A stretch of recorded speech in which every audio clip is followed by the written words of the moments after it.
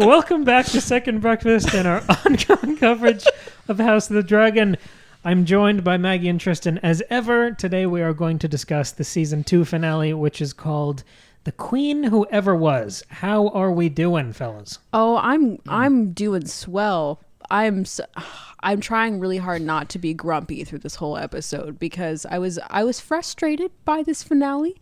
I think this title really speaks for itself. It's just a random bunch of words together. It doesn't make any sense, but it's fine. So I'm doing great. That's what I'll say. Yeah, I mean, the title truly doesn't make any sense unless you really want to like stretch it and talk about the visions. But at the end of the day, none of that really is important because it should have been entitled Season 3 trailer. So we're gonna get into those sort of points, but I wanted to start things before we eat our vegetables, before we take our medicine. I wanted to start things on a high note. So what, if anything, because I know we all had fairly down thoughts on this episode, what, if anything, did you like in this episode? Well, what spoke to you? What worked for you? A couple things. One, the principal actors in this show are excellent. Mm-hmm. They're always doing a really good job. They are pushing through some tough writing choices, and I really like watching them on screen, and they're making some really good character choices. So that's great, like within the realms that they can. Number two, I was thinking like on a broad picture, like big picture way. Big chicken. I don't know what happened there. Huge chicken. That's how I analyze everything. In the big chicken scale. The chicken who ever was. Oh no. What is a dragon but a big chicken? Isn't that what you said last week, Kim? That's true. These ones only have legs and wings. Ah, there you go. A wyvern. But in the big chicken realm, the costumes this season, fantastic. I think I said this in season 1 too. Really liked the costume choices here. Mm-hmm. I think the costumes on the Game of Thrones show world have always been good. Don't laugh. This is serious. How was the new restaurant? The napkins were incredible. I think these forks were life-changing. I won't go on about the forks, but I do think that they did a really good job at distinguishing between Game of Thrones times Hey forks. Maggie, why'd you like the show? Because of the forks. No. Because there's been a lot of criticism about how this show that takes place 200 years pre-Game of Thrones is like not at all different from the Game of Thrones times, and like I want to see that change. And I think one of the things that is best indicated that difference in time is the costumes. I think they've made a lot of references to like early to Middle Ages clothing and fashion and like trends in terms of like the kirtles that women wear, and there are no corsets. I'm not even going to get into it. I'll get into the specifics of the napkins. I know what a girdle is. A kirtle is like it's a real thing. Yeah, it's a dress that provides support without needs for a corset or stays, and so there's a lot of that going on. There's a lot of romper? No, I'm not even going to do it. There's it's tight so that you have bust support. A jumpsuit. Nope, it's a dress, but it's tight so you have bust support. Okay. Ye old skims. Again, versus like a corset, right? So I've seen a lot of that throughout both seasons of House of the Dragon. I've appreciated that. The costumes look good. They do well to define characters and to define places and families, and that's been really great to see. So I've loved watching that. Yeah. Those are my I just kind of highlights. shat on that. You really but that's did. actually really cool. I could go into it more, but I won't. I honest to God, like I've noticed that the costumes are a little bit different from Game of Thrones, but I could not appreciate and did not until you just said it. You're very that welcome. There is a distinct difference in like that coincides with an older period in real life. Thank you very much. That informs the costume. That's impressive. If y'all want, that you just know that. Thank you. If y'all want a really great deep dive, I've mentioned this before, but if you want a great deep dive on costume design in Game of Thrones, Bernadette Banner did an incredible video on it. We'll link it down below. Anyway, she knows much more than I do, but that's what I've enjoyed. What worked for you, Tristan, in this episode? Yeah, so the frustrating part, right? The good parts, I think, are interwoven within the most frustrating part of this episode, which was I think we got to see so much of the world, and so many of our principal actors are spread out in different places, and we're forced to see them in little vignettes, maybe in pairs. But they're so broken up that we don't get to see a lot of the core plot around everything. Everything is sort of disparate threads right now. And obviously the whole thrust of this episode was that it's coming. We're winding them all together and something's going to happen eventually. But because of that, we did get some interesting tidbits and character work done, even though it was short. and short-lived in pretty much every instance. Top of mind for me is Larys and Aegon. Obviously, they flee the city, but that scene where Larys barges in and is like, hey, we gotta get the hell out of here. Your brother's gonna kill you. We've seen Larys be a manipulator the entire time, but this somehow feels a little more honest, and it feels like he lets slip a little bit his sort of facade, where he's this master manipulator, because I think he's relating to Aegon now. Yes. And yes, it's in his best interest to keep Aegon alive because he can ingratiate himself and have more power. But at the same time, he now sees that he's also a cripple. He knows the struggles that Aegon is going to have, regardless of whether or not his brother, kills him. So it's interesting to see this relationship developing between the two of them, and that Aegon trusts him enough, perhaps as the only person who has reached out any sort of a helping hand, other than to be coddled by the Maester as he tries to recover. The only person who's looked him in the eye seriously and said, "Hey, this is the best thing for you to do. I want to help you." It's cool to see that rapport, even though you know that Aegon's in a dark place. I'm interested to see where it goes from there, the relationship between those two. So that's number one for me. Runner-up, I think, is getting to see Halaena actually have a backbone and hold her own as a character. In pretty much every scene that we've seen her in before now, she's been paired with Alicent or one of her other siblings, and that kind of takes her agency away. Because they speak for her. She's very soft-spoken. We get to this but wouldn't be an episode without you doing that. Outside of those, outside of those little tidbits of her, visions, she doesn't really do much to stand on her own as a character. She's sort of a deus ex machina to deliver the prophecy. But this time, she is doing that in her conversation with Aemond, but she's also interweaving it with some subtle jabs at Aemon's character. It doesn't matter what you do. Even if I go and kill people on this dragon, you still die. You still lose.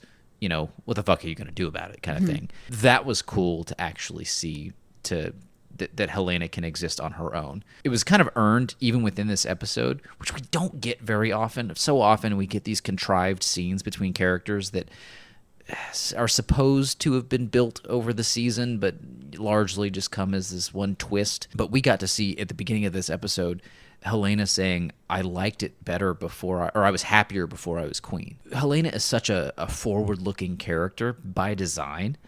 Seeing her look back at what she used to have, after all of the trials and tribulations of the season, where she loses a son, her king and brother and lover, all in one shampoo, is maimed. 3 in 1. Is maimed, and they cooked his cock off like a sausage or whatever the word was. I think it burst like a sausage. Burst like a sausage, yeah. Great visual. Wonderful imagery. Seeing her dwell on the past for a second was an interesting moment for her character. But then what she does afterwards, whenever she turns on Aemond finally, it's sort of a recognition of the past and that she's got to move forward as a character. And this is sort of her coming into her own, and I hope that grows over the third season. So those are my character highlights. And despite the fact that tonally it had absolutely no place in this episode, I thought Tyland's little voyage was kind of fun. I don't know that it was very well acted. I don't know that it was earned. We have never been over to Essos this entire season. Or at least that part of it, and certainly not, I don't even think in the entire series, we haven't seen the denizens of it. So it was like, okay, how the hell did we end up here, and why did we need to show it? So many things have happened off screen. We were comfortable letting Corlys get almost maimed while at sea off camera. True. But we had to go see this where Tyland raises some ships. I don't know. That didn't make a whole lot of sense to me, but it was fun if I just take it at face value in and of itself. It gave a little bit of levity to an episode which otherwise didn't really have much. And that's been some of the brightest parts of this season, is when the characters get to have a little bit of fun. And I mean, I would have never thought that we would have seen the Treasurer mud wrestling whenever this season started. So, I can props wasn't to on the that. bingo card. Yeah. Yeah, I think both those answers are fantastic. I mean, the only thing that really stuck out to me was the conversation between Alan and Corlys. I don't know yeah, if that was that was good. as much about the writing as it was the performance. I thought Abubakar Salim as Alan, I think he's elevated every single scrap of the spotlight he's had on this show, and I always look forward to seeing him. I feel the same way about Alan that I do about Adam. I was going to say, they're both really good. I'm so excited about the futures of both of those characters, and I loved what he did just dressing down Corlys and finally addressing all of those things that have been boiling under the surface. I thought he was just fantastic there. But besides these sort of moments on the periphery, Maggie enjoying the napkins, I think most of the napkins help tell the story. They're very essential to the meal. I'm just saying. Most of How are you going to wipe up a spill? Yeah, exactly. It's on. It's very the first thing you practical of see you. when you arrive at the table. It's very important. Anyway, go besides ahead. these sort of scattered moments, I think most of this episode escalated what have been our main, I mean, not just us, the main criticisms of the season. It has been wildly inconsistent and almost nothing has happened. These are the things you've heard online. These are the things we've all felt individually. But especially in this episode, between Daemon's Game of Thrones vision and the montage of what's to come next season at the end of the episode, so much of this felt like either side quests that don't belong in a finale or just a trailer for next season. And the other scenes we got, the ones we haven't mentioned thus far as highlights, it felt like those trailer moments were intercut with recycled, clunky conversations. And the thing we've talked about for 8 weeks now, people staring at walls, looking miserable. So to throw it back to you guys, I've got a question. I like these provocative questions. They get the conversation started.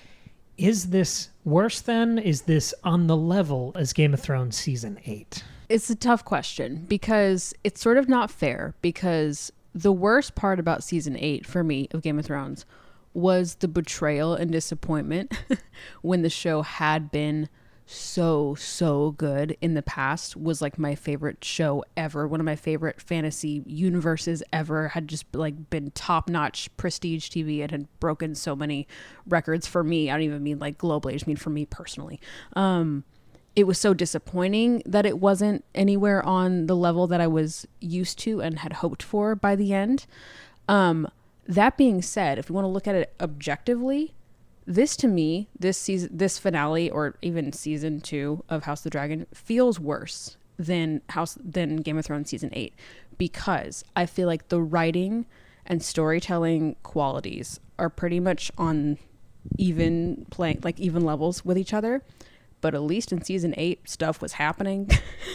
And you could momentarily forget the bad writing while the dragon did cool stuff, or while X stabbed Y, or while, a big battle happened. Like, at least you could enjoy that. And in this season, not only was nothing happening, but also during those downtime moments, nothing was happening for our characters. And that was really frustrating. We had a couple big moments. We had Rook's Rest, which was pretty good. That was one of our favorite episodes. I liked that episode a lot. Blood and Cheese should have been a big moment and wasn't, and we've already talked about that. And so, and then I won't spoil anything, but Cam and I, of course, have read Fire and Blood. And as the season began, we were expecting for things to progress more. Like, watching this season, you would think that the Dance of the Dragons War doesn't include anything, and that's not true. A lot of stuff happens. A lot of major things occur. A lot of people die. Like Shocker. checkpoint, yeah, big events. And we only got one of those this season, and that was weird. So it's like, not only am I frustrated by the writing and the character choices, but I'm also frustrated by I didn't even get fun stuff to look at the way that I did in Season 8 of Game of Thrones. Sure, there were. There was napkins. I was going to say, except for the costumes. The costumes were great. I loved looking at those. But the lapels. Yeah, Oof. yeah, it was, yeah. So I'm going to say worse than Season 8 of Game of Thrones in terms of like on an objective level. That's what I'm going to say. Which is rough, because obviously that was the low point of that series. And I was going to kind of flip your question on its side and say, okay, well, maybe the more apropos comparison is to Game of Thrones Season 2. Which I think for us is really where the show hit its stride.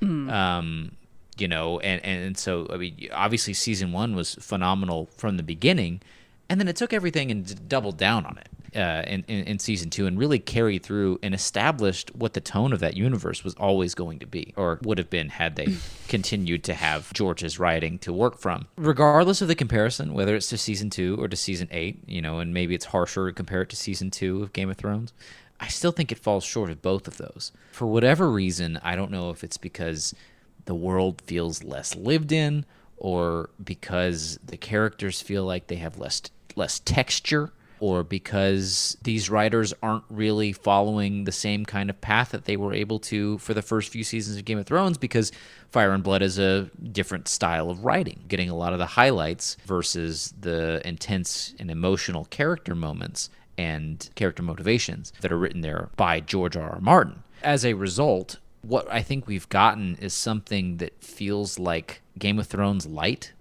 right? This is the app that we're using the free version right now, and we get to unlock, the better quests and gear if we purchase the full length. What it's done is it's left me wanting a little bit more. I ordered 2 scoops of ice cream, but it seems like they only gave me 1, and so I keep looking for more depth throughout the entire thing, and I'm just not finding it. Yeah, I totally know what you mean. It is very disappointing. What do you think, Cam? How would you answer that question? Yeah, I mean, it is a fun question, and I like how measured both of your responses were. Mine is less measured because I was fairly miffed when I wrote these notes. And so you've had time to answer this question. Yeah, and you'd think that would make me more even-handed, but it kind of hasn't, because like you kind of alluded to, Maggie, at least during season 8 of Game of Thrones, a lot of things happened that season, and I think this season 2 of House of the Dragon has really clarified what I like from this world and this franchise, and surprise, surprise, I like the thing they've given me for 9 out of 10 seasons. Right. And then there's this season. And I think it's a pacing thing. We talk about pacing every single week on this show. I will take rushed over padded every day of the week. And the other comparison to either season 2 or season 8 of Game of Thrones is the level of craft they have. And it's not just about the napkins. The costuming is always good on both of these shows. It's about the writing and the directing. And there's just no comparison. I mean, there are moments in this episode. The White Walkers, I'm not making an accusation, but to me, wow, they looked like AI. The scene with Alan and Corlys in front of the same ship we've been looking at for 2 months. Maggie, you pointed this out when we were watching it. The level of blur, that like crazy vignette blur effect that they put on that shot. It was so weird. It was like when they try to show characters are drunk or dizzy. The way the backgrounds all feel fake and weightless. Okay, I'm glad you noticed that too, the weird blurring Yeah, that was done. it was I was so like, weird. is that me? No, it was only in that scene. At least I only noticed it in that scene. It feels like those Disney shows that are filmed in front of the big TV screen. Yeah, the volume. Yeah, exactly. Like, Yeah, well, and the shipyard scenes especially, I was saying this earlier, have like this weird sepia filter on them, and so it feels like they've really they've color graded to death this scene and like added all these weird focus filtery things, I guess, to hide a not very good set. I don't know, because they keep using this damn set, and it's like the worst set they have, and it's but so that one weird. might be better than most of the other ones. The scene of Daemon and Rhaenyra at Harrenhal when he was rallying the troops, Harrenhal looked so fake. Everything looked so weightless and false, and you would imagine there's a bigger budget than they had on season 2 of Game of Thrones. But like, I was pulling images, because there are images running in the background of these episodes on YouTube, and I pull images from every episode just so you guys have something interesting to watch while you listen to us babble.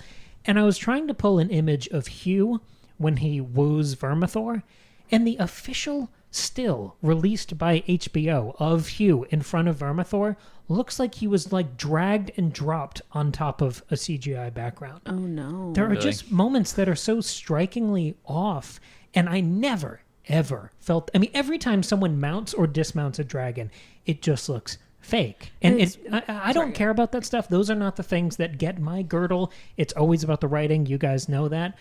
But it's the pacing too. Like, imagine if you reordered this season, and I keep having to go into these hypotheticals because of the quality of the show this year.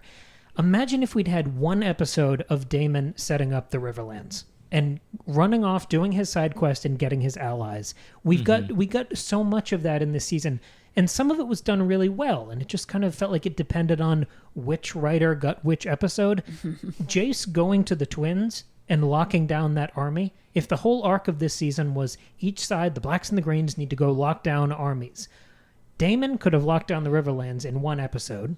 Introduced Alice Rivers, maybe you stretch it to 2 episodes. But that's what we loved in Game of Thrones. I'm riffing off the notes here, but you mentioned season 2, Tristan, of Game of Thrones. That season broadened the entire world, introduced new perspectives, but it kept it focused. The characters we needed to learn and care about were basically Stannis and Davos, and you built up those characters. You knew their lives, you knew their families, you knew their histories, their soliloquies, their relationships to the kings and Ned, and then when you got to Blackwater, you had 2 fully developed perspectives. Memorable, dense introductions, but that show always kept it moving, and that show always, while it could, kept it loyal to the books, and this just doesn't do that at all. Season 2 felt like if you'd taken the crab feeder scene from season 1 and just kind of stretched it up and chopped it up across a whole season. Yes. There were so many of those just strange moments, and we talk about shows jumping the shark, and you guys, I mean, we all know how much we love this show and this franchise, and we want it to be great. But there are moments where you kind of feel the shadow of death. And one of those in Game of Thrones was the Ed Sheeran cameo. Oh, God. That was something else. This episode, casting a YouTuber as Lohar, a little bit setting up a character who, I mean, this isn't really a spoiler, but the big relevance that character has comes way after this series is going to end. Like, we've gotten to that point in Fire and Blood, but I don't really think they're going to get We're there. not in going to House of the actually Dragon. get to where this character really matters. Yeah. But so even weird. it's pacing problems upon pacing problems. But even besides that, comparing it to season 2 of Game of Thrones, introducing Lohar basically 5 minutes before the Battle of the Gullet versus Davos getting a whole season of build-up to a naval battle. Like, the parallels are clear, and we do have to look at this objectively, especially when, again, they have much bigger budgets. They had fewer episodes to make, and they had 2 years to do it. Right. But we talked about Eric and Eric being clumsy at the beginning of this episode, this season. We've had 3 or 4 of those examples so far. So from my perspective, I mean, I tried to hint at this at the end of last week's episode, saying, I want this finale to feel like a season 1 episode, if you guys remember me saying that. Yeah. There were 2 big moments, those checkpoints in the war, that I thought had to happen in this finale. Or at least one. To make this season move any of our pieces on the board, and instead we got mud wrestling in the free cities. So is this worse than season 8? Season 8, which has all of my sympathy because they had to improv, they had exhausted the books, and George hadn't given them any more, so they had to build the plane while they were in the sky. I have endless sympathy for season 8 of Game of Thrones. House of the Dragon, from the second they were greenlit, has had the entire story. They mapped it out and paced it out poorly. And what they did choose to portray this season was executed poorly. So yes, this was worse than season 8 of Game of Thrones. Yeah, and I'm glad you brought up the problems with like the way that things look and things not looking quite real or quite right. Because you're right, that doesn't always matter if the rest of your show is solid in its storytelling and its writing and its pacing and its character development. Like, you can live with that. But if you think about like season 1 of Game of Thrones, which certainly had the lowest budget of all the seasons, you can tell there's less money on the screen. You can tell the sets aren't as built out. You can tell that they're really working with what they have. But they're doing such a good job with it that you're not like distracted or taken out of it. You look at it and by comparison, you're like, oh yeah, like the Winterfell set got way bigger. The King's Landing set was way better later on. But watching season 1, you're not like, oh, this looks bad. Like, never once do I think this looks bad. They made creative choices that like benefited the story that they were trying to tell, and made choices that specifically made sure we weren't taken out of the story because of the way something looks on screen. And that's not something that's happening here. Yeah, and it's interesting. I hadn't really thought about it before, but I don't know that I've ever watched a show where I can do this, but I can tell you where all the set pieces are in this show. And I feel like that's a failure of the show to feel like it's alive and continually moving, because in every episode we visited Rhaenyra's council table. We visited the council table in King's Landing. We maybe saw the quarters of the Greens. We would maybe get the one, the only one street of King's Landing that I guess we were ever able to like look at. That's in front of the gate. That damn shipyard. The shipyard, Harrenhal, the Weirwood outside of Harrenhal. You get the random mountain scenes outside, a couple of them, which are beautiful. God, that's always breathtaking. Right, because it's just Welsh landscape. Right, It's great. But there's that, and then random woods, Which is so weird because I've been watching the house that Dragons built, the whole behind the scenes about the production of the show, and they've got these amazing sets. Like they fully built out the King's the Red Keep set, so it's like an actual building you can walk through, and they've done all this work to build a King's Landing set and also utilize this actual real city in Spain.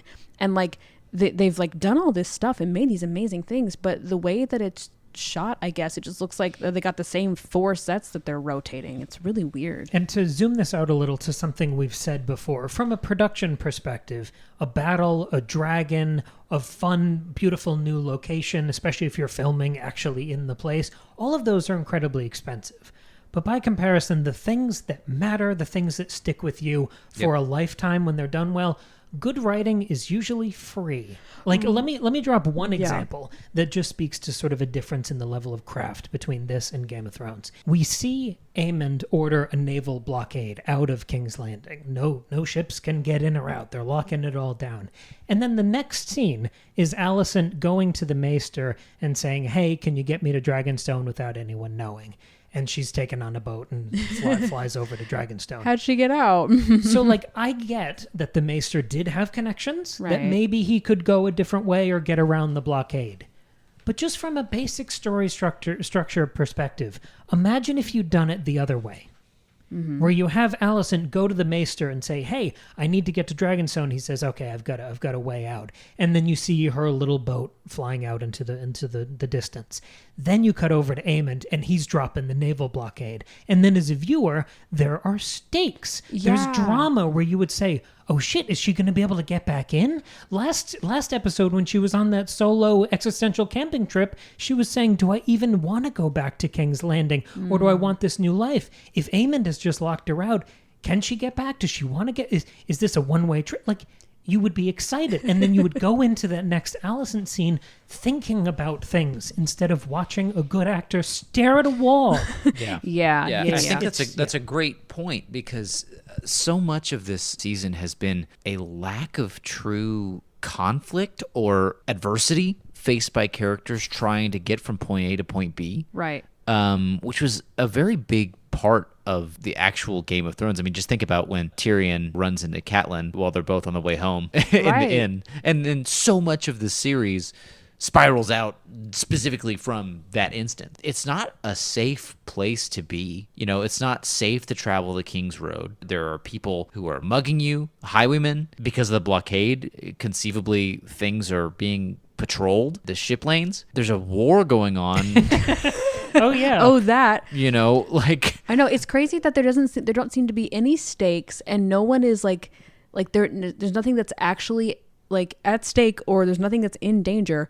When your season opens with the beheading of a child, like, I don't know how they managed to make everything matter so little. I mean, I know why. It's because instead of having things matter, they just had the characters stare into the camera and tell us they mattered, and that's not effective. So we had a poll question, if we can try to focus this up. Yeah, let's do it. Yeah. One of our questions, which I think spins out of what we were just talking about, is there was definitely a lot of setup in this finale. Did that leave you, A, excited for season 3, or B, frustrated by how little happened in season 2? I'll answer what the audience said first. Not as divided as I thought it would be. 24% of our audience are excited for season 3. I'm so happy for you. Tell me how you find your joy. And then 76% are frustrated by how little happened in season 2. I mean, that's a pretty big margin. That's bleak. But like, I expected it to be even starker. How did you guys answer that question? Oh, I'm 100% frustrated, but I've made that known. Yeah. I think that's clear too from what we've been talking about. I'm mostly disappointed. Now, I'm optimistic because guess what? Now we know what doing nothing looks like. Maybe giving us something, throwing us a bone is going to feel way, way, way better in comparison. Maybe that was the long game they were playing, was disappoint them for a whole season. And they're then lowering our expectations. I mean, I think not universally, that's insane. I think a vast majority of viewers have also been frustrated by this season, and I'm hoping that the creative team will learn from that and make it better. Not that they have to do what the people say. Entertainment's not democratic, but you want your audience to like your show. So I'm hoping they'll learn from this. Why did Bronn continue to have a role in Game of Thrones? Exactly, because he fans love tested him. well with the audience. Yes. What did you answer this, Cam? So I think I'm coming to this sort of schism point because as someone who's read Fire and Blood and adored Fire and Blood, I went on a little soliloquy a couple episodes ago of how I think that book has almost multiplied my understanding of Westeros. I think it has given me an insanely more detailed and nuanced and complex and alive understanding of this wide world and universe that George R.R. Martin has created. I'm of course excited to see what events that I know come next in this war, but I'm increasingly hesitant about the show's depiction of them because we've moved so many characters around the board and demonstrated an inability to write these characters in a rewarding and consistent way. I mean, look at the way the board is set up right now. King's Landing is kind of hollowed out. They've removed Cole, Otto, Aegon, Alicent, and Larys. So it's just Aemond and Halaena. Cool. So no, I'm not thrilled for that next council meeting. Yeah. I think I'm going to be looking at the napkins during that scene. What else will there be? Yeah. But basically my answer to the question is this zoomed out conversation about character agency. Can we talk about that for a second? Oh yeah, that was that's been my biggest gripe of the whole season is particularly with Rhaenyra is stripping her of all agency, like in either direction, either in her ability to do good or in her complicity in bad things. Like they just won't let her do anything. And then she's whining the whole time about how she can't do anything. And it doesn't make any sense for her character or this world or anything going on. Let me jump on this. So her position doesn't make any sense. This is a point I'm assembling from the stuff Maggie and I scream at each other while the episode's going. I wish we should have live streamed us watching because we were so upset. So basically, and Maggie, this is equally your thing, so jump in whenever you want. But basically, I feel I agree that we have consistently removed agency from our important characters. Most importantly, Rhaenyra. She spent most of season 2 complaining about inaction or inability to act. And then in this finale, and this isn't a spoiler, this is telling mild differences between book and show. They give her whole idea about this King's Landing coup to Alicent. Mm-hmm. So they're clearly, by adding these two scenes of Rhaenyra meeting up with Alicent, because neither of those happened in the book, they're trying to address and remedy some book problems that would present issues on television. I understand that basically at this point in the story, Alicent doesn't really do anything, and Rhaenyra starts making a lot of bad calls. One of my favorite moments of the episode was when Rhaenyra ordered the new Dragon Riders to torch a town of innocents, because that feels like Rhaenyra. But the solution at every turn has been the show, like you said, Maggie, kind of nerfing the character. You're adding meetups that involve Alicent back in the story. That checks one box. But you're also constantly mitigating Rhaenyra's responsibility for things. It reminds me of us talking about the issues of the teams thing. Are you team green or team black? The way they sanitize Rhaenyra at every turn so she's still a viable option.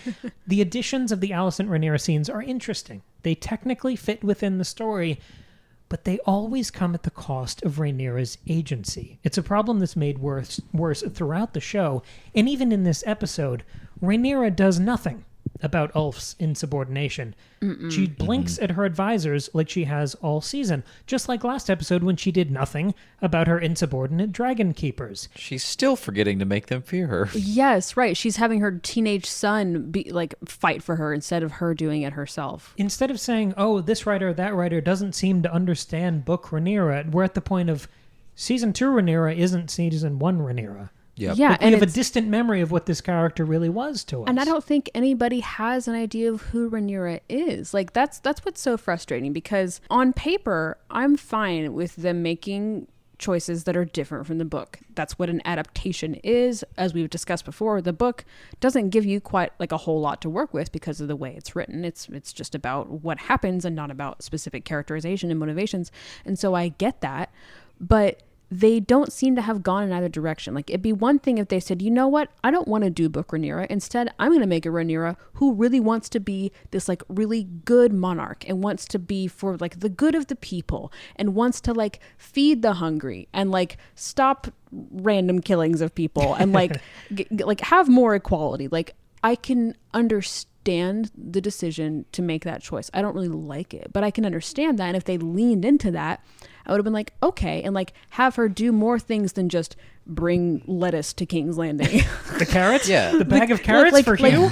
Like maybe also have her like do other stuff and like assert her power for good. But instead, she is either whining about how she can't do anything good, or when she does something bad, it's not her idea, so it's not her fault, and please don't be mad that the girl did a bad thing. Like, they're so afraid to make her do anything that she does nothing, and she just becomes this like small bean, like capital oppressed woman TM for no reason other than for us to just feel sorry for her. But I don't feel sorry for her because she's just whining, and it doesn't make any sense. And it's so strange because, Cam, I think you hit the nail on the head whenever you said that season 2 Rhaenyra is just not the same character as season 1 Rhaenyra. Because I can give you so many... It's been 2 years since I watched the season. And I can give you so many character tidbits about who Rhaenyra was as a kid. She's a headstrong youth who like rails against her position, doesn't want to have to observe all of these formalities, you know, that come along with being in and around the crown. Like, reluctantly is told that she's going to be the successor. She has this really tough relationship with her dad where she wants him to like give her more than he's able to give. She thinks he's kind of weak. Ultimately, you know, there's just so much good character work that happened in season 1 when Rhaenyra was a kid and ingratiates her to us. Or yes, yeah, that's right. Makes That's her correct. look good to you got us. it. And so we develop that soft spot for her there, and we get to see her go on these Odyssey-like adventures, these vignettes that show the bright spots of her youth and growth and development into somebody who's going to eventually have agency, who's being primed to take over for her father. And we understand why that girl ultimately said, hey, I don't give a shit what you say. I'm the rightful heir. My dad said, and I need to make him proud. And like, that was earned. That was an earned character moment that made sense. At this point in time, I cannot tell you what this character's motivations. They're just trying to do all of the good decisions, make all of the good decisions that, like you said, Maggie, are sort of above reproach, right? If it's a bad idea, well, she didn't have it. And then if it's a good idea, it's a triumph that we get to see her, you know, win with her big, the overture of her theme music that plays, just so that we know as an audience, we get that sound cue that, oh well, she won that one. and so it's just kind of strange because I know that she's well acted. It just doesn't make a lot of sense as to why I feel this way at this point, because I think I'm fallen victim to the writer's sort of attempts at lionizing Rhaenyra and making her the good guy TM, when in reality, at this point in time, I need to question whether or not she's being acted super well, or if it's just the writing. You know, is this happening? Is this the same thing that's happened to every character who's been languishing this entire season between her, Daemon, Alicent? I mean, you name it. All of the big characters that we've come to know and rely on and identify the series with have been on the sidelines the entire time.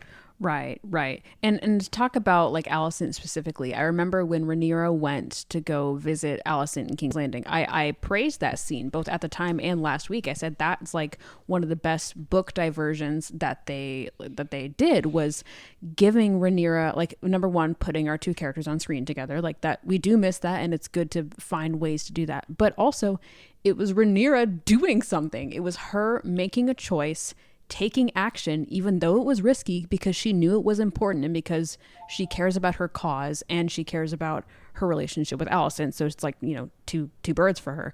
And even though it didn't work, it still advanced the characters. It advanced the plot in a way. It made like the continuation of the war, or the talked about continuation of the war make more sense. It gave us a little bit of a starting point for where Alicent ends up going this season, which is kind of nowhere, but now I get why she's gone nowhere, because she feels like she has no purpose.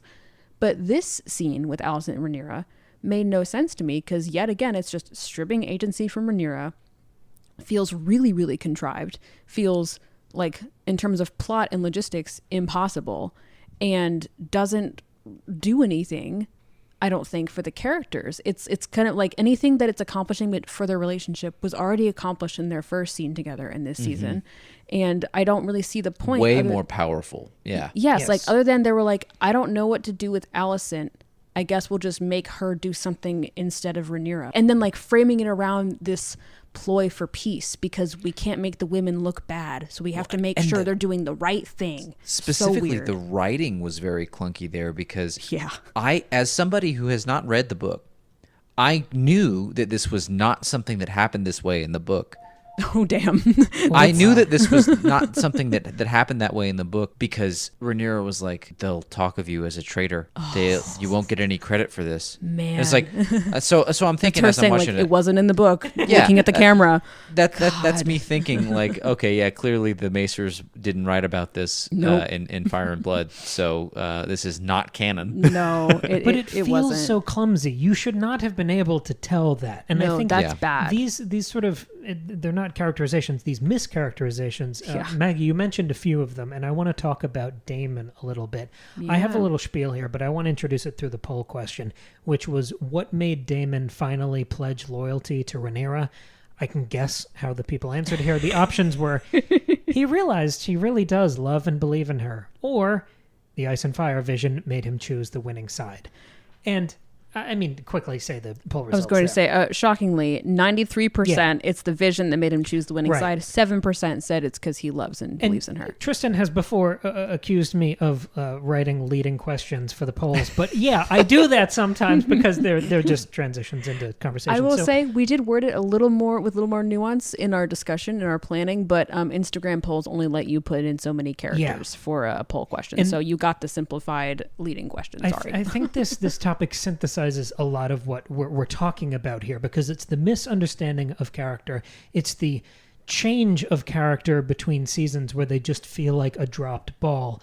But it's also those really standout differences from the book that make the show, they cast it in such poor lighting. And it's obviously, this vision doesn't happen in the books. None of this is in the books. They wouldn't put a trailer for... George is not a clumsy and sloppy storyteller to the degree that he would put a trailer for his other books, like a full-paged ad, in the middle of one of these other... It doesn't happen. I mean, the whole Aegon's prophecy thing is also not, at least not in this part of the Fire and Blood book. None of that is in there. There's nothing about Viserys having this dream and passing it on. Like, I don't know, I haven't read the first chunk of Fire and Blood yet. Maybe Aegon the Conqueror does have this dream at some point, but it is not part of the like Fire and like Dance of Dragons chunk of the book. So they've already are like doing a trailer for their show that already was successful. It's so this I don't know clumsy why connective tissue. It doesn't feel... I mean, I think this Daemon vision, I want to lay it out because I think it is incredibly destructive for season 2 of this show, because there's no ambiguity in Fire and Blood. There's not this moment that's built up where you couldn't ask this question about the character in Fire and Blood, apart from the fact that there's no vision. But why does he finally pledge his loyalty? Is it because he really loves and believes in her, or is it because of this vision that made him choose the winning side? House of the Dragon blurs the lines of this question just enough to, going back to our other discussion, kill Daemon's agency and character growth, because just like we were just talking about, Daemon's agency is completely removed by this vision. When you show him the White Walker threat, when you show him himself seemingly drowning or dying, when you show him the Three-Eyed Raven and Queen Rhaenyra, that is a cheat code. And all you have done in every interaction, I mean, we just say subtext as text on this show. So when he talks to Alice Rivers, he just says, oh, thank you. Through this side quest, I've learned to trust vision. So I'm going to go touch the magic tree now. So then he touches the magic tree after having learned to trust the visions, and he sees that Rhaenyra's on the throne. So then he just chooses the winning side. Like, there's no struggle about loyalty. After all these moments, it completely undoes the visions with young Rhaenyra, the tension between them of him beheading the vision of young Rhaenyra, him seeing Lena, him talking to Viserys 3 times. None of those visions meant anything now. Loyalty never factored into this decision. He just saw the winning side and took that path. There's no point to this season-long digression. Right. He didn't need to have any of the visions for him to get to the outcome that he does through this final vision. And if there was any question about whether or not the whole loyalty thing that was explored is meaningless, let's think about the dude who was on Rhaenyra's council, who she had traveled to Harrenhal, who tried to betray her and tried to say, "Hey, Daemon, we want a king, not Rhaenyra. I want you to lead us." And Daemon kind of mulls that over, and we don't see them unpack that until Rhaenyra gets there. And Rhaenyra's like, "Hey, are you going to stick with me or not?" And he ultimately kneels. At that exact moment, if he decided that he was going to be supremely loyal to Rhaenyra, he should have beheaded the guy who tried to turncoat on her. And we had the precedent for that set up in the previous episode, where he was sort of forced against his will, right, by Oscar Tully to behead the guy who he had, used to screw things up over there in the Riverlands. He did that against his will. He sort of lost his agency there, but he knew that he had to make that decision so that he could gate this army. It would have been a great parallel and moment of growth for Daemon to be faced with that decision here, because as a traitor, as somebody who attempted to betray the queen, that person should die. And Daemon, if he has renewed his vows to Rhaenyra and has decided that he is going to be nothing but loyal to her, that guy has to die. But because Daemon does not make that decision, it really does undercut any personal growth that he would have had through these visions or otherwise. Because if he really did have that, then he would have killed him instead we're left with this question and the overwhelming thought that, he only decided this because of the dreams. Exactly. And it's not only does it undercut Daemon's agency and character development, I think it's also the choice not to have that potential traitor beheaded is because it would make Rhaenyra look bad because she has her traitors beheaded. But instead, Rhaenyra forgives and forgets, or just doesn't know and just moves on quietly with her life. It doesn't make any sense. Remember when Daemon beheaded Corlys's relative in season 1 as a mark of loyalty to Rhaenyra? Yes. Wouldn't that have been an interesting full circle moment? And not only does it have all these problems for Daemon's character, I had a problem with it just in general because like many audiences, I too got the chills when I saw Dany and heard Dany's amazing musical theme. I got all excited, but I was still frustrated by the actual vision. Not only because of what it does for Daemon, or doesn't do for Daemon, but because it feels so insulting. This is the problem. Not enough nudity. Well, that. No, not enough napkins. It's so frustrating because this is the problem that many franchise prequels face.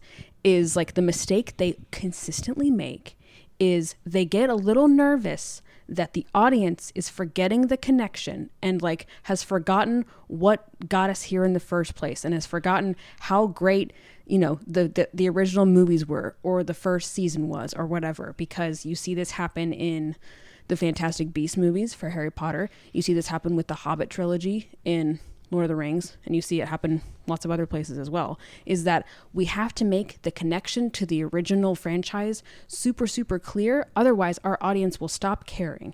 And it's so insulting because it's they don't trust us to care. And instead of doing stuff to make us care, they just word vomit and member berries us so that we don't forget that, hey, you know how when in The Hobbit, do you remember Sauron? Do you remember him? He's important. Do you remember the ring? And even in Fantastic Beasts, they're remember Dumbledore? Remember Voldemort? They're trying so hard to connect us to the original stuff and not just letting us enjoy the prequel for what it is. And that's what this vision felt like. And it just felt why do we need this? This isn't even in the book. We also know that Daemon and Rhaenyra both are wrong about this vision because no, actually, a Targaryen doesn't save the world. Like, I mean, we talked about this a couple episodes ago. Well, spoilers. We talked about this a couple episodes ago. The White Walkers do, in fact, not take over Westeros, but it's not really because of Dany, and she also doesn't become queen anyway, and so it's all misguided anyway and doesn't matter. So it just feels like them being like, remember Game of Thrones? Remember how great that was? Please like us. Like, that's all it felt like, and it was so disappointing to see. It just felt like a really cheap shot. I didn't like it at but all. I mean, Jon, I guess, is the prince that was promised, right? So I mean, Was in he? a way, he. I don't think they did shit with that thing. It was so weird. None of it ever meant anything. I mean, that's true, but I The mean, if whole we're Jon- supposed to take it as true, if we're supposed to say that somebody was, then I don't know. Sure, I mean, that's why Jon kills the Night King and saves. Oh, wait. Oh, wait a minute. Shit. Oh, it all falls to pieces. oh So right, Jon's parentage doesn't matter at all. I'm very glad you talked about that because I think that enriches everything we have talked about and are about to talk about. We've got one big topic left before we wrap up, Okay. and it's spinning out of our other poll question about the vision. So continuing on that point here. Sure. The question was, why do you think Halaena showed up in Daemon's vision? Oh yeah. Can she see what he sees? Is she secretly working with Alice Rivers? Or maybe it was just a nice thematic transition. What do you guys think? And then I'll do my spiel. I'll say what the audience thinks first. There's somewhat of a divide. Only 7% think she's working with Alice Rivers. And 48% thinks that she can see what Daemon sees. And 45% think that there was just a nice thematic connection. I truly didn't know what to answer with this question because from the books, like Halaena doesn't even have these visions. Like this is an invention of the show. It's an interesting idea, but they're not taking it anywhere. I guess now is their attempt to take it somewhere. I mean, I really just saw it as they were like, you know who else has visions? Halaena. Like, I genuinely think that's what they were doing. I don't know. I had a tough time with this concept, and I think I don't have a problem with ambiguity, but it can't be so ambiguous that I don't know what the fuck they're trying to do. And that's how I felt watching this scene. Why the fuck would they do that without any sort of like wind up or I don't know, table setting? I mean, there's so many fucking napkins in this show. They couldn't set the table for this one. I don't understand what the audience is supposed to take away. I mean, I'm not a moron. We're not stupid. We are all three of us are actively and intensely watching this show to dissect and analyze it. None of us has a viable explanation for why she's really showing up inside of the dream and can see it at the same time as him or is seen by him. You know, are they in Cerebro? Like, what is the deal? Why can she do that? Right. And I understand that a lot of the magical stuff, like the green seers and the wargs, that remains sort of mystical and Melisandre, And not fully explained. That is kind of yes. how the world works. Yeah. And like so I get that, but this was such a little inconsequential like thing for her to just pop up, and I don't even know what I'm supposed to take away from that. Yeah. Right? We already know she's sort of clairvoyant. What did I gain from that scene? Yeah. Other than a weird twist for no fucking reason. Right. And then it moved into a genuinely interesting scene that you talked about earlier, Tristan, where Halaena like got to talk about her visions and stuff with Aemon. So that's why I think it was just like they were like, ooh, this will transition our scenes nicely. I don't think there was actually any real reason for her being in the vision. Was her walkie-talkie tuned to Daemon's frequency? Like, I don't know how it works. I truly, it doesn't make a lot of sense. What did you think of that, Cam? I mean, I think you guys vocalized something that I've had a really hard time coming to terms with, because we all do intensely care about this franchise. We only want it to be its best, and the fact that we're developing this instinct of, oh, this is kind of ambiguous, it was probably just kind of slapped together. Like that, that speaks volumes. So the only answer I can have to that question is more of a spiel, because I'm brought back to the most infamous moment of the About the Episodes for Game of Thrones, where Benioff and Weiss said, well, Dany just kind of forgot about the Iron Fleet. Ooh. And that was seen as, oh shit, these guys are past their prime. They're that out was to like pasture. the defining moment. They don't have a handle on this narrative anymore. Someone take Grandpa's keys away. That was how the fan base reacted to that moment. That was Rightfully the jumping the so. shark, right? This whole episode, this whole season was a series of forgotten events and dropped balls. So I have 12 of them. But before I get there, Yikes. just to quickly run through the other things. I mean, we've said this throughout this episode, the writing took a major downturn here. More mischaracterization of Rhaenyra. And there were these strange new mischaracterizations. The conversation, if you go back and watch it, or maybe you noticed it the first time like me, Rhaenyra and Corlys talking on the docks, or Baela and Jace at that same fucking table they've been at all season. Mm-hmm. There's this like new old English, like faux Shakespeare stilted dialect that those conversations are being written in. I genuinely think this writer doesn't know how to write old-timey dialogue. It's really weird. It was weird. It's very different than it's ever been before. And then you have in the behind the episode, you have them saying that Lohar was introduced at this pivotal moment, taking up 20 minutes of, mud wrestling here, introduced as character, as comic relief.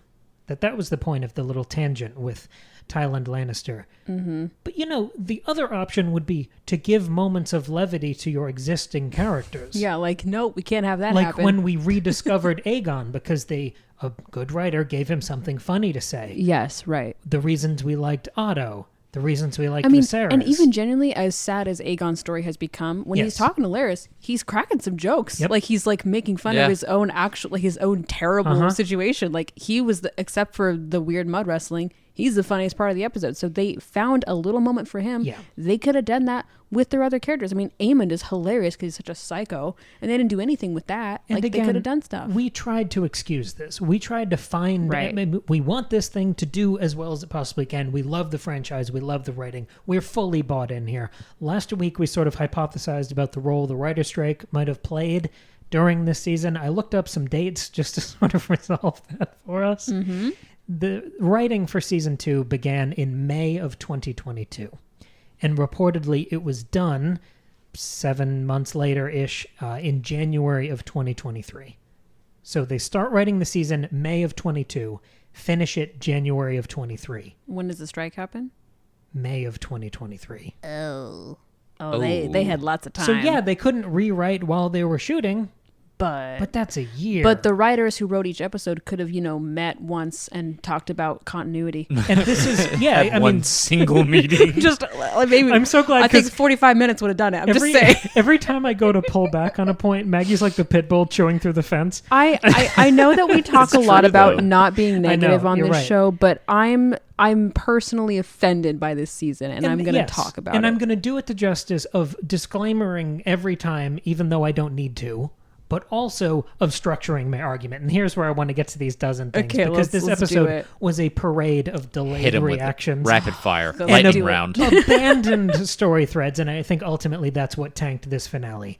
We'll start with Cole reacting to Rook's Rest 4 episodes later with a pseudo-philosophical monologue that is not how he has ever spoken and not how any character in the show has ever thought. Sorry, quickly, can I say, he did have that scene with Alicent, I think the episode after Rook's Rest, that accomplished everything this scene was trying to accomplish already. It rendered this superfluous. So not only did he already have the reaction, but he's having it again 4 episodes later with a character we don't really know or care about. That's whose beautiful. name is Gwaine. I'm so glad you added that. Sorry. Then we get Ulf, who immediately, he was that fun Martin Freeman character last episode in the hands of a different writer. This time he's immediately an annoying caricature. All of the class tensions go away. Hugh Hammer is suddenly just an extra who's at dinner. Yep. No one gives a fuck about his wife. He doesn't mention anything. He has no interiority. He doesn't play a role. He didn't say, can we send some of this food home to my wife who's starving? Nope, he nothing. didn't say that. No, he's just enjoying the little birds. Remember when my kid died off screen? Nope, we don't remember that. Oh, shit. Damn. I feel like I'm playing T-ball. I'm just sitting up. I'm just going to keep upping everything you say. No, this is great. Also, to pivot back to Halaena.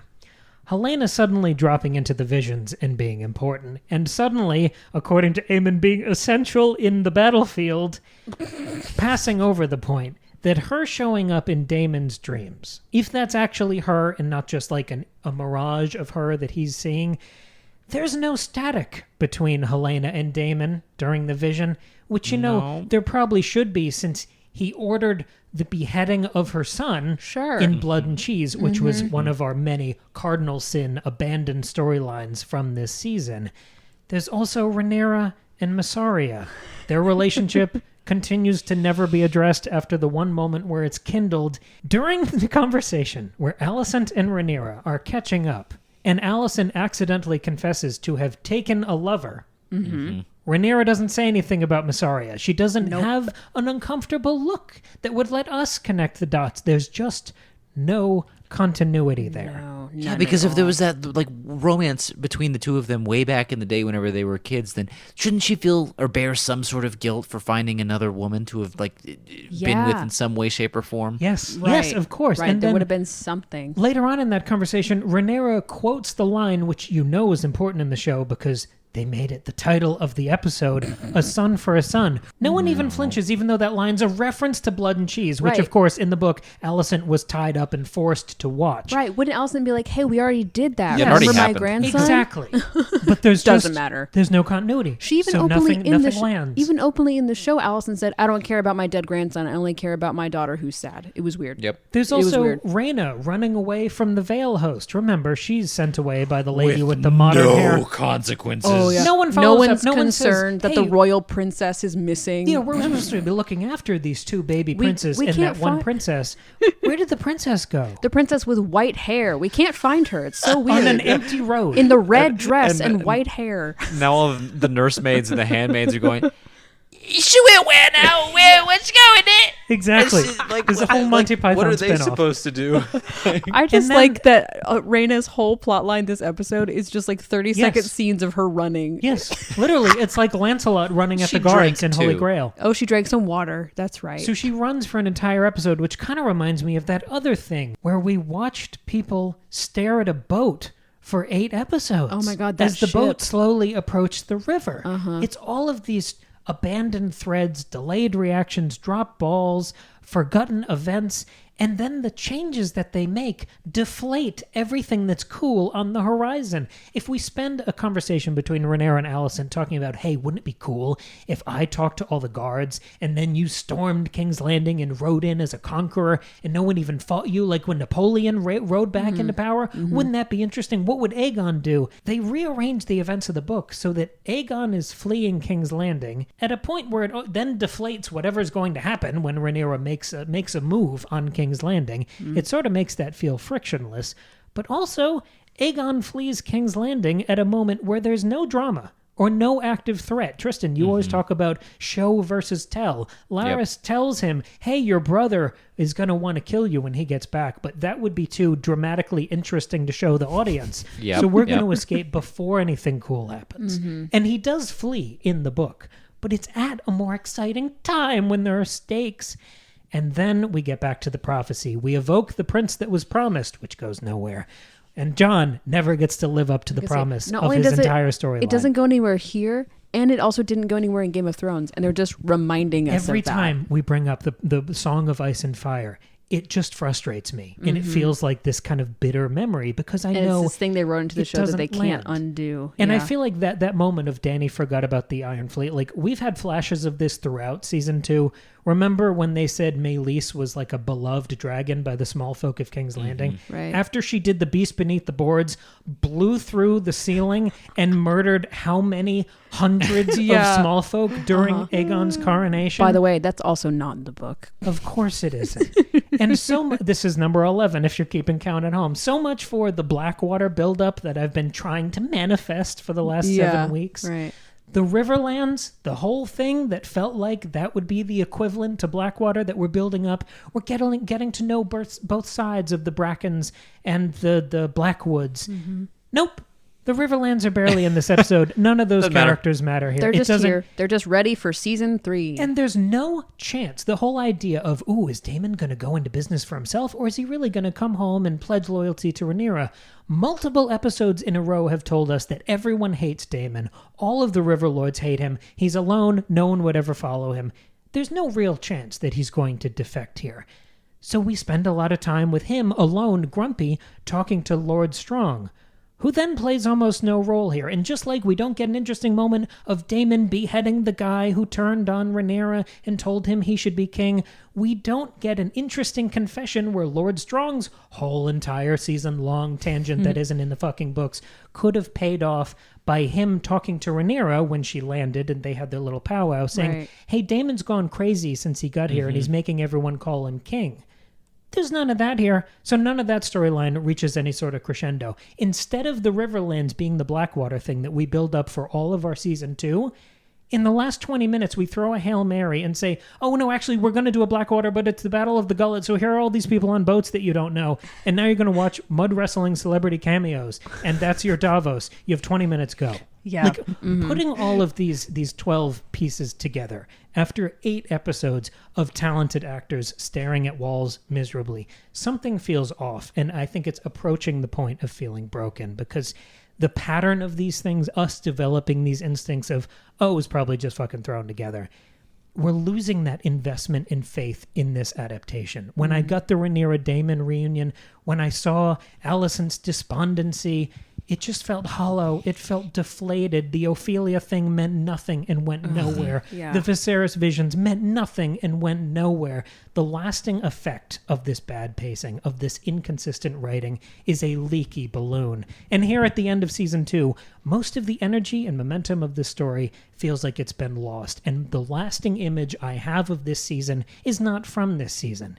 It's the final shot of season 1, when Rhaenyra finds out her son has died, and she turns to the camera in the best single shot of the whole show, Right. with one facial expression. You can see the talent and work that these actors are willing to give to this show, and the war feels less started now, 8 episodes later, than it did when she turned around. Right. Yeah. It's so disappointing. It's like, I don't know why they were waiting for to do things. It's so strange, because I get season 1 has to be this like establishing setup season. I totally get that. And I think ending with Luke's death in season 1 was a really great move. And here they just, I don't know what it is they're waiting for anymore. It doesn't make any sense. And now, and I think this is the last part of what you wanted to discuss, Cam, now that we know that this show is going to end at the end of season 4, they're halfway through the entire show, and they've got a lot of plot to cover. And I don't know why they dilly-dallied for 8 episodes when there's so much to cover and so much to do. And if they're loving character moments so much, I guess I understand that, but give them character moments. Like, again, I don't mind things not happening, but make those downtime moments matter for the characters. And they're not doing that or making things happen. So now I'm worried that it's just going to be like, oh, rush, get through all the stuff, and then nothing's going to matter because we have no stakes built up because we don't care about any of our characters. Can I frame anymore. that into a question? Sure. Because you have perfectly transitioned us. Yeah. You're doing a wonderful job today. It's almost like we discussed this before we started.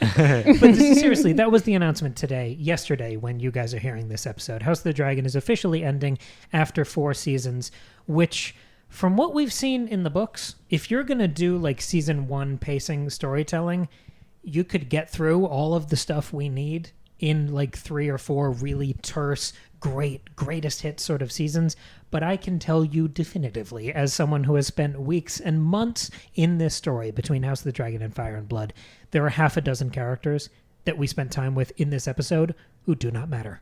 Who will not matter for the duration of this story that will be on screen. It's true. For the amount of Fire and Blood that we will get to in a 4-season version of this Civil War with this pacing, so much of this could have been cut.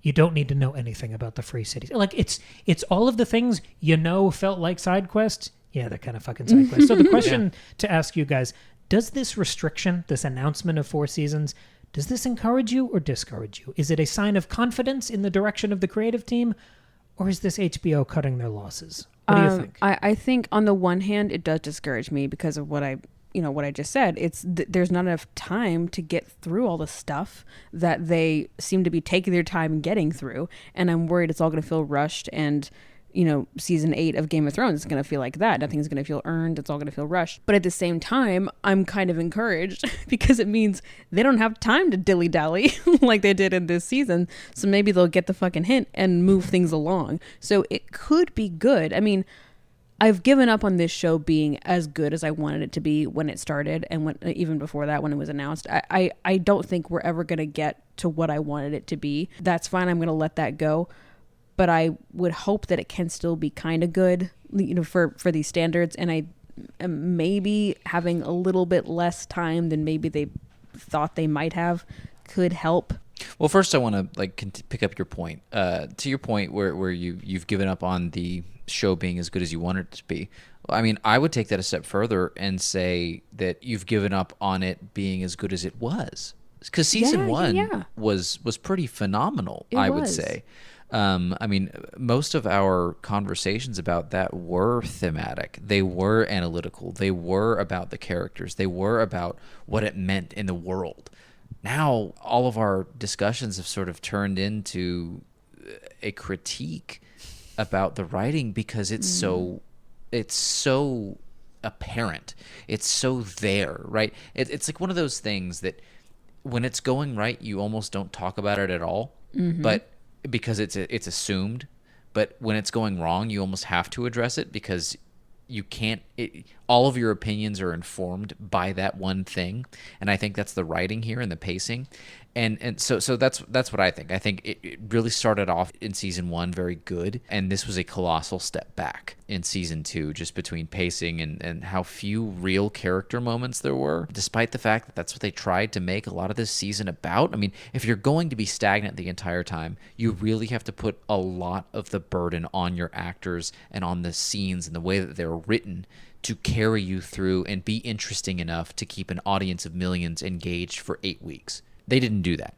And so moving forward, the fact that there's only going to be 2 more seasons, to me that bodes ill, because I think it is a loss-cutting maneuver.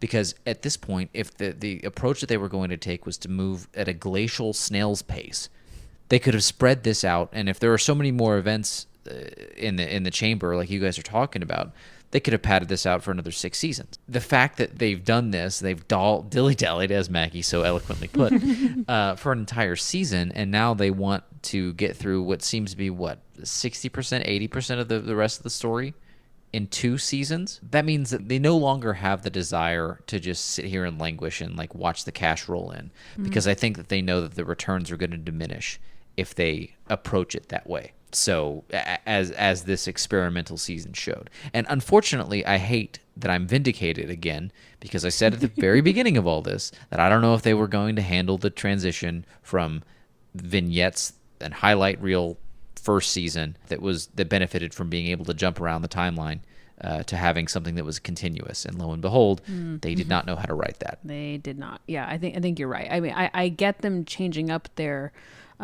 style when you move from season 1 to season 2, because you're covering much less time over the course of your season. But yeah, that transition has been stark, and it's been hard to adjust. And I don't think we ever did adjust, because they're not quite sure how to write it in that way. What do you make of this announcement, Cam? Well, I almost appreciate Tristan's tone as much as the words he said. I think you're both adding so much to this discussion. I continue to be impressed and humbled by what you guys do with my silly little outlines, but I'm here to add all the information about napkins that you could ever want. But I think I feel the same way. I mean, I love talking about stuff I love. I love talking about the art that moves me and speaks to me. I don't like critiquing things. I don't like talking about things I don't like. Yeah. Usually, if Maggie and I see a movie and we don't like it, you'll never know, because we don't talk about it. We usually bitch to each other for about 15 minutes in the car, and it's out of our system, and we never speak of it again. And I do think what we're doing here is constructive. I do think the series is salvageable. I don't want to be over dramatic about any of that. But yeah, the problems are tough here. And I do think, Tristan, I totally get what you're saying about the cutting costs thing, and I think that's exactly how I was feeling. Like, the core story of this show, and I texted you guys this earlier today, just to kind of get the sin out, but I think if you had 3 really tight seasons, you could get a Shakespearean tragedy, an unbelievable, explosive operatic ensemble piece out of this source material. Now that you have a good season, a bad season, and then maybe like a back to basics rallying season, I feel like at this point, to do the story justice, it would take 4, maybe 5 if they're going to continue at this pacing. The fact that they're cutting it at 4 might make them push back to more of the season 1 pacing, and maybe we get back on track, but we're just always going to have this dent in the middle. And it's going to feel jarring again if they do that. If things had gone better, I think you basically could have had, I mean, it's a war and it's cycles of history, so shocker, a lot of these characters are going to die at some point. I think you could have wrapped up the basic narrative in 3.5 seasons, and then, because Fire and Blood does continue for so many chapters past the real meat of this conflict, those additional seasons, if this had been going well and well received and making money and the viewers were happy, all of those additional seasons, the people who we talk about as B-plot or on that second level of character, those people would have risen to prominence, and you would have had this almost bonus time seasons. Like, oh, I want to, I mean, I won't name any of them because I don't want to spoil anything, but like, we get to follow their adventures and what they get up to and where their life goes. And that it's all still interesting. It's all still great George R. R. Martin writing, but you would have seen like, oh, okay, so we're past kind of the Civil War, and now we're kind of into the next era, but isn't it cool that we can evolve with these characters? And the fact that we're not going to get that, because there's always this opportunity with this book with so many different eras and chapters that you could accordion out anything if it was working.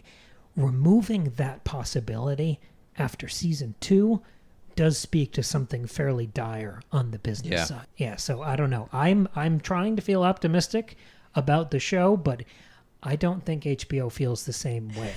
It's got to be kind of crazy, too, because there's... What did George say? There's like 6 or 7 other side series spinoffs that are in development right now at HBO. Yeah. And to me, if there are that many, my faith in how they're going to be able to adapt them to the screen is shaken, right? Because if they're going to flub this one, which was the heir apparent to Game of Thrones in terms of people's excitement about it and it having some of the most written, besides I guess Dunk and Egg, it makes me less optimistic for what I'm going to see in the future about upcoming shows as well. There are plenty of them that will never materialize. I mean, we already had Kit Harington try to make the Jon Snow series, and that kind of quietly fizzled out earlier this year or last year. There were some interviews that suggested that one was firmly on the shelf. For the other Successor shows, it's 7 in development right now, 3 live action, 4 animated. I imagine 2 of them will come out eventually. The one next year is the Night of the Seven Kingdoms, which is the first of the Dunk and Egg novellas. George R. R. Martin has written 3 and constantly talks about wanting to write more when he finishes the big book. But that, like, it's interesting how they are shifting. So we got a great 10-episode season for the beginning of House of the Dragon. Then we got a bad 8-episode season. And now we're going to a straight adaptation of a novella. So shorter, less ground to cover, easier to structure into one season. I say better source, not better source material, easier to adapt source material. Real-time narrative source material with that dialogue, that crackle, the whole thing we love. That's going to be 6 episodes. Next year, this is coming out, the first Dunk and Egg series. And that will be 6 episodes adapting one novella. I feel like if they mess that up, we're fucked. But that does, I genuinely do feel like that could work better. One of the other live action shows they're talking about is Aegon's Conquest, which would sort of be just in sort of a second bite at the apple here, because that would just be, okay, what if we play with the first few chapters of Fire and Blood instead of starting in the middle? I don't know. I kind of don't want them to touch Aegon the Conqueror, because I think that works so well as a legend. And I kind of don't want to see it dressed down and get to see, I don't know, how the sausage is made. Like, I like to think of that like I like to think of Greek mythology, right? It's more fun because it's blurry and you kind of have to fill in the lines with your imagination. I like to think of, Aegon and his 2, not because they're his sister wives, but, and his like right and left hand wives just absolutely obliterating and conquering and doing whatever the fuck that they want because they can and they have the power.